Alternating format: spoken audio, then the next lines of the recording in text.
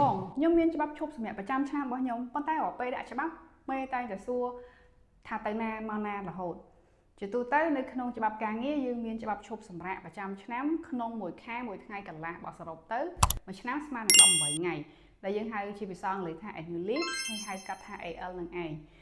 អញ្ចឹងរាល់ការដាក់ច្បាប់ទាំងអស់សូមស្នើទៅប្រធានផ្នែកឬក៏ផ្នែកធនធានមនុស្សមិនចាំបាច់ដេញដោលទៅលើ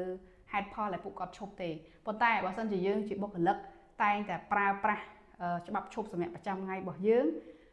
ញឹកញាប់ហើយពេលខ្លះក៏ទៅនៅចំពេលដែលoperation សំខាន់ណាចង់ឲ្យដល់ពេលសំខាន់យើងឈប់ដល់ពេលសំខាន់យើងឈប់ឬក៏ឈប់ដោយអត់បានផ្ដល់ដំណឹងជាមុនត្រឹមត្រូវក៏អត់ត្រូវដែរអញ្ចឹង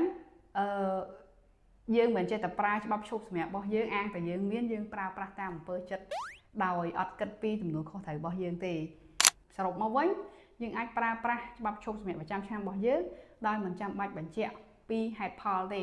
បើសិនជាមិនចាំបាច់ប៉ុន្តែក្នុងករណីថាគ្រាន់តែថាយើងទៅណាមកណាអញ្ចឹងយើងអាចផ្ដល់ដំណឹងប្រាប់មេបានក៏យើងប្រាប់ទៅក៏វាមួយយ៉ាងដែរ